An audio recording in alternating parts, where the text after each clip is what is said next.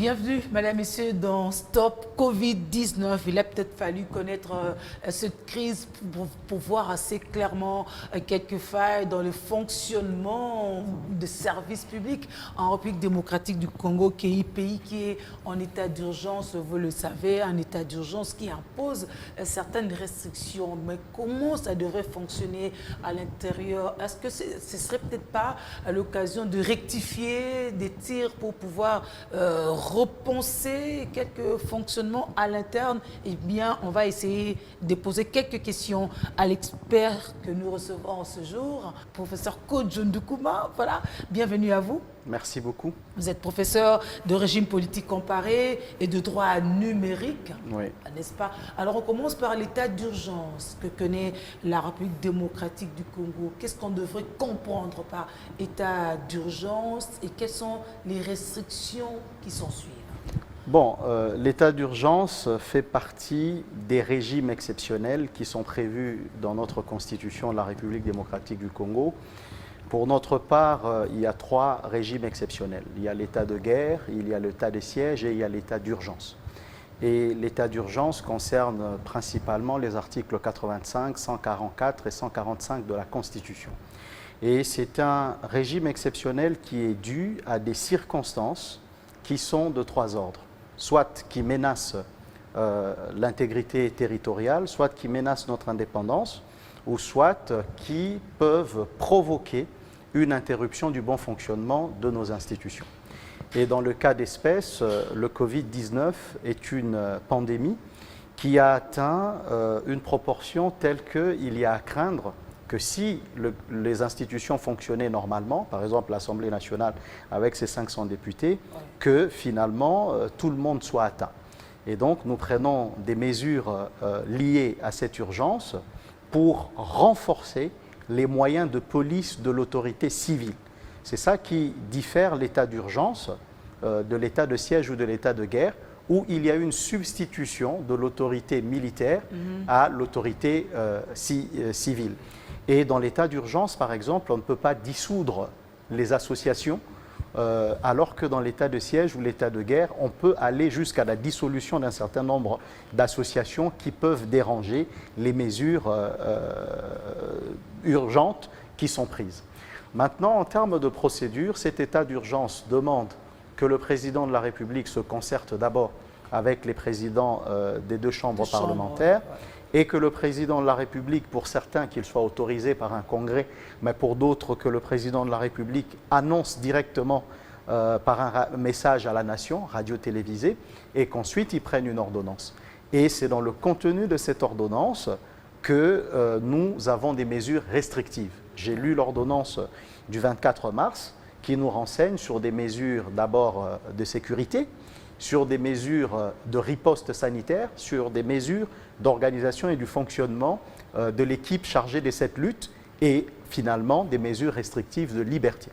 Mais ce n'est pas que le Parlement qui doit entrer en danse, mais tout de suite que l'ordonnance est signée, il faut que la Cour constitutionnelle examine le contenu, la teneur des mesures qui sont prises pour s'assurer que ces mesures sont conformes à la Constitution.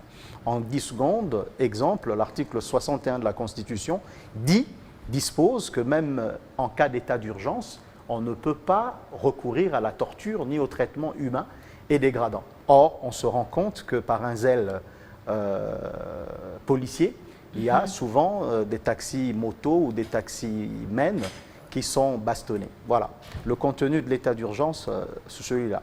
Alors, comment on comprend les dispositions qui sont prises par certains gouverneurs dans la lutte contre cette pandémie? Bon, tout est parti de la Chine. Ensuite, on est arrivé en Grande-Bretagne où le paradigme de Boris Johnson était de dire on ne prend aucune mesure, de toutes les façons, il y aura une immunité collective et que par la suite ça va se tasser, donc il y aura un plateau de contagion et on pourra gérer. Et tout de suite, il a été rattrapé par son paradigme. Mais le paradigme français, c'est le paradigme de dire on fait le confinement. En fait, on le traduit par une assignation collective à résidence. Donc, on a assigné tout le monde à résidence. C'est parce qu'ils ont fait 3 catégories, et peut-être on fera le parallélisme avec le plan de riposte ici au Congo, la catégorie des personnes contaminées, des personnes guéries et des personnes saines. Et ils ont fait une courbe en disant que si on arrête le fonctionnement des écoles et des universités, la courbe de contagion va descendre sur un barème de 100 000 habitants avec 250 lits d'hôpital. Ils ont fait ça. Et si, par exemple, nous interdisons les marchés, voilà qu'est-ce qui va se passer.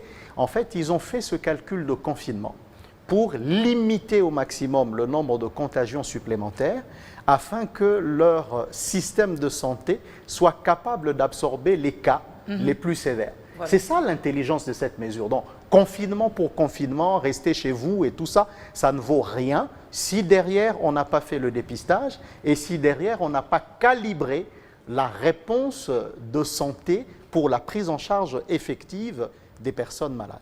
Et puis après, finalement, vous avez le modèle américain où c'est Donald Trump avec sa commission de l'alimentation, c'est Food, Alimentation and Drug, c'est ça. Donc, avec sa commission qui a poussé pour avoir tout de suite la chloroquine, en se disant que, moi je ne suis pas médecin, mais je rapporte les faits et les paradigmes que j'ai pu approcher. Il dit qu'il faut tout de suite aller dans la thérapie, il pourrait y avoir des millions de personnes qui soient contaminées et qu'on peut atteindre la barrière de 100 000 morts. Et il a pris, lui, Donald Trump, une mesure consistant à confiner New York, où il y a 50 millions d'habitants, 3 fois plus que nous ici à Kinshasa. Et tout de suite, on lui a dit, Monsieur le Président, vous n'avez aucun pouvoir dans la Constitution qui vous autorise à fermer les frontières des États fédérés. Et il a fait marche arrière en disant, bon, on laisse le transport. Maintenant, si nous revenons chez nous, il y a le plan de préparation et de riposte dans la lutte contre la pandémie Covid-19. Ce plan, je l'ai lu en tant qu'intellectuel. Chez nous, on a pris en fait un modèle qui n'est pas très original, parce qu'on voit même dans le document qu'on a mal traduit certains éléments en anglais. Ça veut dire qu'on a pris des éléments dans un document en anglais, et même qu'il y a eu une matrice qu'ils ont appelée de mitigation, donc pour mitiger, pour limiter. Ce n'est même pas un mot français, mitigation. Donc c'est pour une matrice pour limiter le cas d'incident de contagion. Quand vous le lisez, il est en anglais. Et puis, est-ce qu'on s'est posé la question de se dire, est-ce que ce plan, c'est une planification par le haut, ou, avec des gens qui sont assis dans le bureau et qui ont réfléchi pour tout le monde, ils ont parlé de pyramide sanitaire, bon, c'est dans le terme, ou est-ce que c'est une planification qui est faite en fonction d'une cartographie réelle des habitudes de vie dans Kinshasa et de savoir quels sont les maillons que nous touchons pour pouvoir casser la chaîne effectivement de contamination. Quand on circule dans la ville, avant de venir ici, j'ai traversé pratiquement 5 communes. J'étais à Gombe, qui est tout à fait désert, il n'y a pas d'embouteillage. Mais quand vous arrivez à Lingwala déjà, vous trouvez qu'il y a quand même des restaurants qui continuent à fonctionner. Quand vous arrivez à Bandal, à l'ancienne pépinière, vous trouvez un embouteillage fou. Et moi, j'ai dû passer finalement par le marché de Bandal, que je connais bien, par Tsiri, où j'ai vu que la vie, elle fonctionne comme elle fonctionnait depuis toujours. Et puis quand on remonte ici vers Delvaux, c'est la même chose, c'est les mêmes embouteillages, c'est les mêmes contacts, la même promiscuité. Est-ce que vraiment on a pris en compte la réalité de vie à Kinshasa avec une urbanisation assez informelle pour une démographie explosive? Étiez-vous surpris lorsqu'on a fait le rétropédalage après l'annonce du confinement de Kinshasa, la première annonce? Bon, quand nous lisons l'ordonnance du 24 mars du chef de l'État, il y a une dernière disposition, un article qui dit que le ministre de l'Intérieur, le ministre de la Santé, ainsi que les responsables et chefs des institutions provinciales, ainsi que les entités administratives décentralisées, sont chacun en ce qui le concerne. Et il ajoute autour du task force de lutte chargé de l'application de la présente ordonnance.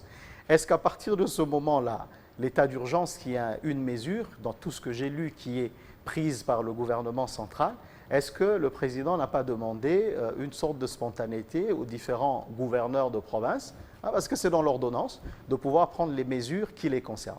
Déjà pour la ville de Kinshasa, il y a eu un premier arrêté provincial qui avait été pris juste après le 18 mars, lorsque le chef de l'État s'était prononcé, sans dire qu'il y avait état d'urgence. Et les mesures du gouverneur de la ville avaient tendu à restreindre le nombre, à limiter le nombre de passagers dans le bus et aussi à assurer une certaine distanciation sociale dans les marchés. Mais on n'était pas encore en état d'urgence. Et l'arrêté se référait à l'adresse du chef de l'État. Je ne sais pas dans quel pays la parole d'un président vaut loi ou vaut ordonnance. Je n'ai pas appris ça à l'école. Ensuite, le 24 mars, le gouverneur a dû être fondé par rapport à cette disposition de l'ordonnance du 24 mars dont j'ai parlé, à pouvoir prendre des mesures qu'il estimait nécessaires sur base de sa meilleure connaissance de la ville de Kinshasa, parce qu'il est censé gérer cette aire géographique. Mais il y a eu, le 27 mars, une réunion autour du Premier ministre impliquant beaucoup de personnes qui sont citées dans le communiqué et qui ont vu que pour 3 raisons, la hausse des prix normalement et l'impréparation, ces mesures ne pouvaient pas être appliquées. Alors, on ne sait pas faire de corrélation facile parce que depuis, on s'est rendu compte que les cas qui étaient à 28, qui étaient à 41, finalement aujourd'hui le bulletin de la Task Force, d'après Top Congo, donne 121 cas confirmés. Alors, et puis 8 morts, non, 11 morts maintenant. Alors, est-ce qu'il y a-t-il une corrélation? Bon, il y a les experts, ils le sont. Moi, je ne suis pas médecin, je suis citoyen, donc je suis très intéressé, je suis intellectuel, parce que je lis la plupart des faits de la société. Ils annoncent une hécatombe sanitaire, en disant non, ça peut s'installer pour 1 année ou 2, et que ça peut prendre, on peut avoir 2000 morts. Soyons quand même dans la psychanalyse de la communication. Bon, on côtoie un peu aujourd'hui les étudiants et les professionnels de l'IFASIC, parce qu'on y enseigne, ils disent non, il y a une psychologie de la communication. Pouvez-vous, dans une ville comme celle-ci, annoncer comme ça, sans filtre, cette perspective macabre? Qu'est-ce que vous faites exactement pour pouvoir conjurer ce sort-là? Alors, là, on a plusieurs personnes qui disent que sur le terrain, on a le président de l'Assemblée provinciale, voilà, du Bas-Congo, qui dit que sur le terrain, c'est difficile de croire que dans un si grand pays, nous n'avons que l'INRB, l'Institut national de recherche biologique, qui peut faire des tests pour l'ensemble du pays. Et on a eu le cas en Ituri et au Nord Kivu où il y a eu des contradictions. Mélange au Katanga, des échantillons. C'était faux.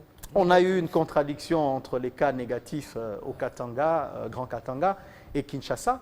Alors, est-ce que ça nous rassure, nous, en tant que citoyens? C'est ça la grande question que nous nous posons. Et voilà.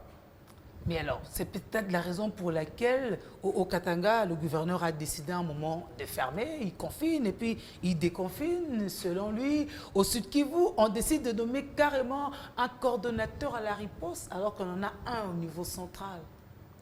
Bon, nous sommes dans un fort régionalisme constitutionnel et dans une libre administration des provinces. Les solutions qui viennent de Kinshasa tardent dans la distance kilométrique, souvent à pouvoir avoir un impact sur les provinces ou dans les provinces, pendant que les provinces elles-mêmes doivent pouvoir faire face aux urgences. Il n'y a pas eu de convocation de conférence de gouverneurs pour le cas. Est-ce que d'ailleurs c'est pour ce cas-là qu'on les convoque? Mais en tout cas, dans le plan de préparation et de riposte, il y a un objectif précis, c'est de pouvoir renforcer la coordination de la lutte. Vous savez que dans le plan, il est impliqué à peu près 19 ministres dans le plan de riposte autour du Premier ministre, sans pour autant dire qui fait quoi exactement, déjà au niveau central. Bon, j'ai entendu le ministre des Affaires sociales et humanitaires proposé certaines choses, notamment un projet d'ordonnance pour gérer les fonds de lutte contre le Covid-19. J'ai vu au niveau du ministre de la Recherche scientifique nommer par arrêté un groupe de scientifiques pour pouvoir, dans la consultation, donner également leur contribution. Alors, les initiatives vont bon train, mais les indicateurs de résultats sont à préciser, sont vraiment à préciser. Et puis, comment on dit, les solutions doivent pouvoir nous amener à une réflexivité. Sans gros mots, ça signifie que les mesures que nous prenons doivent refléter les besoins et la réalité de notre milieu de vie. Il y a plusieurs personnes qui ont dit avoir des thérapies. On ne les a pas approchées. Nous sommes dans plusieurs forats virtuels où beaucoup d'autres centres de recherche universitaires des provinces, notamment l'université de Lubumbashi, moi je peux le dire, ils disent, voilà, nous avons un protocole qui a été suivi par le docteur Raoul, est-ce que nous pouvons venir le présenter? Il y a d'autres médecins, même à Kin, qui disent, moi j'ai un produit, et c'est le médecin directeur qui dit, on ne connaît pas ce médecin. Donc voilà. Alors, on doit pouvoir aller dans la thérapie. Ça veut dire, aujourd'hui, nous avons une maladie, ça se soigne avec une seringue, ça se soigne avec des gélules, ça se soigne avec... Mais ça ne se soigne pas par des déclarations, je suis désolé. Il y a bien sûr le grand volet sensibilisation, et je vous signale, j'ai lu le plan de riposte. Pour l'objectif communication et engagement communautaire, c'est 11%. Du budget de 135 millions, ça fait 15 millions, 40 000 $, rien que pour ça. Oui, c'est bien. On passe à la radio, il faut se laver les mains et tout. Est-ce que c'est ça? On passe à la radio, on crée même aussi une télé. Oui. Est-ce que la finalité, c'est de nous rappeler les mesures d'hygiène, ou que ces mesures d'hygiène et ce confinement doivent entrer dans un cycle de résultats avec une thérapie qui doit d'une façon ou d'une autre être trouvée pour que finalement on ait plus de cas de guérison que des cas de décès ou des cas de contamination. Et en France, vous allez voir aujourd'hui avec France 24, qui fait partie de l'audiovisuel extérieur de France, ils sont dans une désescalade. Ils commencent à enlever la psychose aux populations en leur disant en 1918, on avait eu la grippe espagnole, au 15e siècle, on avait eu la peste, là, on a eu en 2002 le Covid-2, qu'on a appelé le SARS, et qui n'a tué que 700 personnes, et l'humanité survit toujours. Et puis, vous regardez les statistiques aujourd'hui, il y a plus de 9000 personnes qui sont guéries en France, contre 2200 qui sont morts. Et en Italie, bien sûr, il y a eu l'intervention cubaine, des médecins cubains, et également l'introduction de ce que tout le monde a vu, la chloroquine, et on s'est rendu compte qu'il y a moins de morts, un gap d'à peu près 100 morts par jour. J'ai même posé la question, c'est parce qu'il n'y a plus de candidats à la mort, ou c'est parce qu'effectivement, on a pu arrêter l'hémorragie. Il m'a été dit que oui, on a arrêté l'hémorragie. Donc, nous sommes intellectuels et citoyens, nous nous posons beaucoup de questions sur l'efficacité des mesures curatives qui sont prises, sur l'efficacité du cadre, ils ont parlé de 5 axes ou de 5 pôles d'orientation à Kinshasa et plusieurs scénarios. Ils ont parlé de 3 scénarios avec province à risque et province à haut risque. Ouais. Alors, dans ce scénario-là, quelles sont les corrélations qui sont faites sur les actions faites, sur les mesures prises avec leur impact, soit sur la diminution de la contamination, soit sur l'augmentation des cas de guérison. C'est ça qui est intéressant et c'est ça les indicateurs de lutte. J'ai vu les indicateurs de lutte qui ont été présentés, c'est de dire réussir à amener le taux. Hein, ils sont savants dans le terme. Bon, c'est simplement le taux de mortalité, mais ils ont dit le taux de létalité. Létalité, vous avez bien bûché sur votre dossier. Voilà. Merci beaucoup. Le taux de létalité doit être amené à moins de 4%. Oui, bon, ces termes, mitigation, létalité, ce n'est pas des termes de notre vocabulaire. Donc, il faut essayer, comme Jeune Afrique le disait... Donc, il faut juste qu'on passe de 10, là où on est aujourd'hui, à 4%. Oui, mais est-ce que c'est cela en rassurant? Moi, j'ai d'autres questions que je soulève, parce qu'on est dans l'état d'urgence et ce n'est pas simplement les questions sanitaires. Mais vous avez aujourd'hui l'année scolaire des enfants.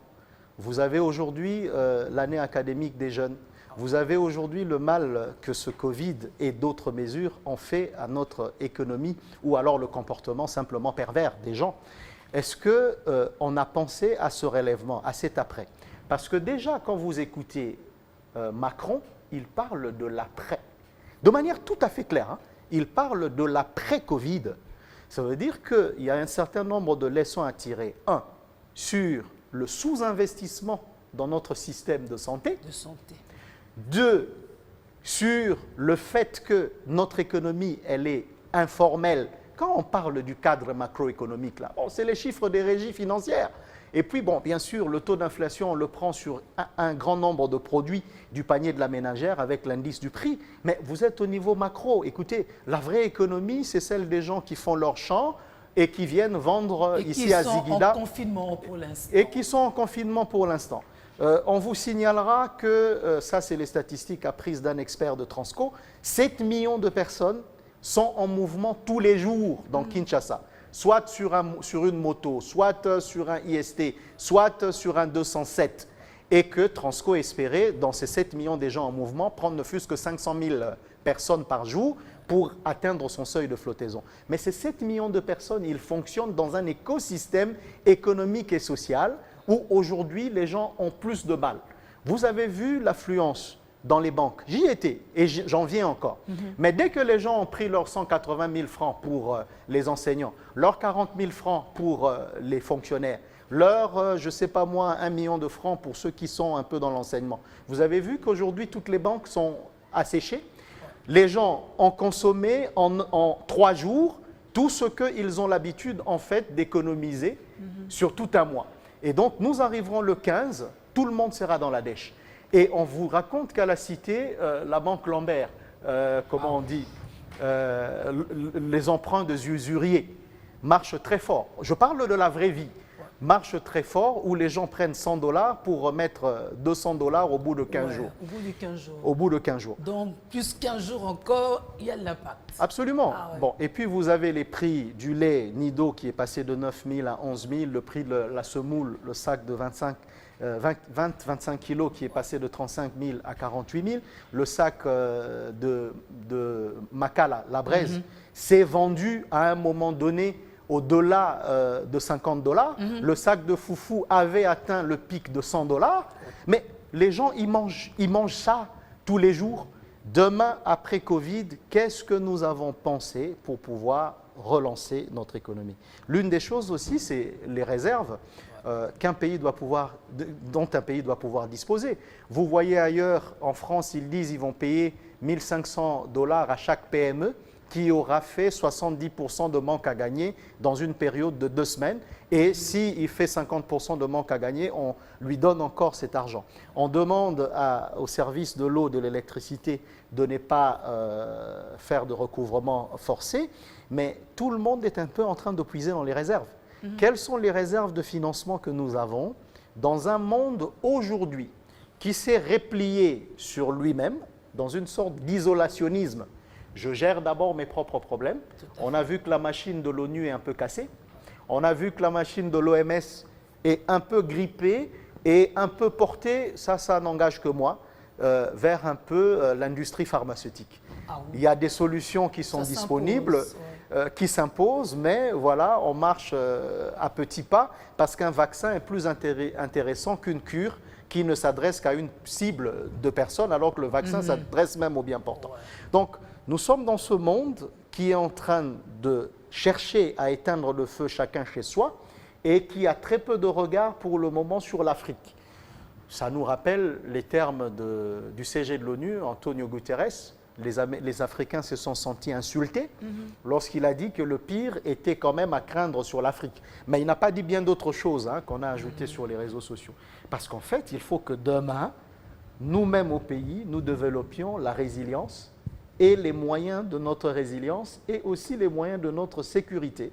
J'ai vu dans le terme utilisé par le plan de riposte, c'est des termes très savants, biosécurité et biosureté. Donc il faut qu'on construise notre biosureté et notre biosécurité en comptant sur nos propres moyens. Un dernier élément, c'est que quand on avait des problèmes dans le pays, on avait les moyens de prendre son avion et d'aller se faire soigner à l'étranger. Aujourd'hui, moi j'aime bien, et je le salue, le témoignage du conseiller stratégique du chef de l'État. Il faut lire ce témoignage. Le monsieur, il a fait ce qu'on appelle un diary, un journal personnel où il explique que malgré son statut de privilégié, il a fait face aux mêmes situations que le gars de Njili, de Bumbu, rencontre lorsqu'il se présente dans un hôpital. Leçon, hein. Ah, mais ce qui est bon avec ce brave monsieur, vraiment je dis qu'il est brave, monsieur Vidier Chimanga, je ne le connais pas, je l'ai vu quelque part chez des aînés, bon. Mais ce qu'il fait, c'est qu'il fait de son cas, non pas un cas d'école, mais un cas concret sur lequel peut se décliner beaucoup d'autres paradigmes. Et il pousse de la voix, et heureusement, il est à côté du chef de l'État pour pouvoir le sensibiliser. C'est pour ça qu'il est conseillé. On part quand même du numérique. Nous sommes à l'ère du télétravail. Ça se fait un peu partout ailleurs. Quel est le cas de la République démocratique du Congo? La question nous a été posée hier de manière concrète. J'enseigne aujourd'hui dans 6 universités, à Kinshasa. Et la question nous a été posée en disant, mais écoutez, vous êtes un peu dans votre dada du numérique, est-ce qu'on ne peut pas penser à faire des cours en ligne? C'est aussi du téléenseignement, avant même d'aller dans le télétravail. Moi, je dis, il lui fallut d'abord numériser toutes les ressources de travail. OK? Que donc aussi les professeurs acceptent, ou les enseignants, de perdre leurs droits d'auteur, de vente de syllabus, de vente de livres, parce qu'on doit tout numériser comme ressources. Ça peut arriver si l'État est sérieux. On pourrait y arriver. Voilà. C'est d'abord ça. L'un des premiers éléments de tout ce que vous dites, télétravail, télésanté, télémédecine, il faut que les ressources soient mises en données, que ça soit numérisé. Oui, accessible à qui le veut. Ensuite, la question de leur hébergement pour leur accès. Maintenant, vous pouvez avoir un accès libre, tout comme vous pouvez avoir des habilitations d'accès. Et après, maintenant, il faut donner aux gens l'outil collaboratif dont ils ont besoin. Parce que vous pouvez avoir des ressources, il y en a plein d'ailleurs qui sont sur Internet, mais soit les gens n'ont pas les téléphones, soit les gens n'ont pas d'ordinateur, soit les gens n'ont pas de terminaux de connexion. Après, maintenant, il faut que vous étudiez comment les gens se connectent 24 heures sur 24, ou peut-être ils se connectent quelques heures, rien que pour pouvoir travailler. Mais aussi derrière, il faut monitorer. Ça veut dire qu'il faut qu'il y ait des gens qui soient derrière la machine et qui voient comment on consomme les ressources, comment on interagit et qui supervisent, qui font à un moment donné un monitoring et pour le cas de l'enseignement, qui organisent le contrôle de connaissances nécessaire à la diplomation. Et ça, on ne le fait pas en un temps de mouvement. En France, où, je le dis, les enfants qui sont à l'école confinés, ils étudient tous les jours. On a des neveux, des enfants là-bas. Okay? On leur envoie dans le cadre de leur plateforme et ils ont chacun, depuis 4 ans, on leur offre à l'école ce qu'on appelle de iPad, des ordivales. On appelle ça des ordivales, où ils ont déjà eu l'habitude d'avoir leurs devoirs et leurs livres téléchargés. Ça, c'est pour le téléenseignement. Et donc, ça ne marche pas comme ça. Il y a une culture et il y a un processus. Pour le télétravail, ces habitudes ont déjà existé dans ce qu'on a appelé le flexi-time. J'ai travaillé comme fonctionnaire international jusqu'à New York aux Nations Unies, j'étais au programme des Nations Unies, pour savoir que, en fait, quand vous arrivez à un certain niveau et que vous travaillez dans le secteur tertiaire, vous n'êtes pas obligé d'être dans votre bureau pour pouvoir travailler. Par exemple, la lecture des documents. Tous les documents aujourd'hui sont postés dans le cadre d'une circulation assez fermée et sécurisée. Et donc, vous, en tant que DG, vous pouvez même autoriser le paiement d'un chèque en ligne. On l'a fait ici à Kinshasa avec l'ordre de paiement, la chaîne de dépenses, qui est informatisée, où il y a un dashboard. Ça veut dire que le ministre des Finances voit tous les jours, souvent même en temps réel, qu'est-ce que la DGDA a obtenu, qu'est-ce que ceci, qu'est-ce que ceci, qu'est-ce que cela a obtenu. Et il sait même voir jusqu'à la Banque centrale quels sont les décaissements. Donc, c'est un système qu'il faut mettre en place où vous avez de la ressource et vous avez des gens qui collaborent sur ces plateformes. Il y a des sociétés du tertiaire qui peuvent le faire, mais vous avez les sociétés du secteur primaire et du secteur secondaire qui ne peuvent pas faire du télétravail parce qu'il y a nécessairement de la manutention à pouvoir faire. Même si à un moment donné en Europe, vous vous dites la chaîne des approvisionnements peut permettre de commander en ligne, mais il faut quand même passer au magasin pour aller récupérer tout ce qu'on vous a déjà conditionné ou il faut que quelqu'un vienne vous le livrer. Et donc, l'État devrait pouvoir aller dans cette économie du 21e siècle où aujourd'hui, même l'administration dans son ensemble, en public, on a entendu la ministre de la fonction publique s'exprimer, vous vous rendez compte que le service minimum qui est assuré est en mode présentiel. Oui. Il faut aller sur place. Parce que même le chef de l'État, pour siéger, il faut aller chez lui. Ben vous savez,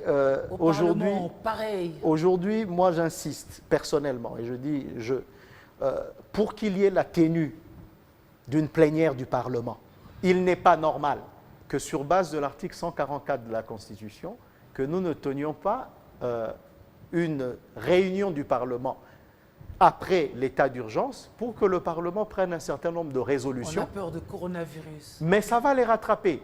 D'ici combien? D'ici 21 jours. Oui, parce que c'est depuis le 24. Donc d'ici 21 jours, le Parlement devra obligatoirement se réunir pour dire est-ce qu'on met fin à l'état d'urgence ou on le prolonge de 15 jours. Ils ont intérêt dans ce Parlement-là, des personnes que nous avons élues et votées, ils ont intérêt de commencer déjà à contrôler les mesures maintenant, de suivre l'action du gouvernement pour qu'ils s'imprègnent des dossiers et que ça ne leur tombe pas au 30e jour. Mais pour le moment, il y a des formules qui existent à l'étranger, soit de visioconférence, de vidéoconférence. On peut envoyer, je parlais hier avec une honorable députée très sensible et très intelligente sur la question, qui dit « mais on peut même nous envoyer les projets de loi dans nos boîtes email et puis nous les examinons, nous envoyons les amendements. Comme ça, quand nous venons dans les plénières ne durent pas longtemps et on n'est donc pas exposé à la contamination. » Ça, c'est une proposition. Une autre proposition, c'est de dire on peut déléguer une trentaine de présidents des groupes parlementaires pour garder la distance, qui, eux, se feront accompagner de 2 gars de leur groupe parlementaire, ça fera une trentaine, et puis ils vont avoir les procurations pour pouvoir voter. Ça s'est fait en France, où un parlement de 577 personnes s'est réuni à 30 personnes moyennant les procurations pour pouvoir donner un couvert législatif aux mesures prises par Macron et Emmanuel Philippe. Donc, dans cette question que vous posez de télétravail, c'est une dématérialisation, mais c'est aussi une culture générale, évidemment, une culture numérique, mais c'est aussi la préparation dans la numérisation des ressources, dans leur mise en ligne et dans les accès moyennant des terminaux dont les gens disposent, et comme ça, il y a des interactions professionnelles. Une dernière petite chose, quand vous regardez comment nous utilisons WhatsApp, le Facebook, on l'utilise très mal. Ce sont des environnements collaboratifs par essence. Mais quand vous êtes sur le WhatsApp congolais, et nous sortons pratiquement toutes les semaines des groupes, parce qu'on trouve que ça devient de plus en plus bête, excusez-moi, c'est que vous voyez les gens, ils ne font qu'envoyer des blagues. Alors que vous pouvez tenir une entreprise, vous pouvez avoir une coordination de votre équipe de travail, rien qu'avec WhatsApp, et avoir les différents rapports. Mais ça, c'est un problème de culture. Merci, messieurs l'expert, professeur Kodjoun Doukouma. Prenez soin de vous. Merci et de vous aussi. Merci beaucoup. Madame, messieurs, on marque notre stop ici. Merci de continuer à prendre soin de vous. À très vite.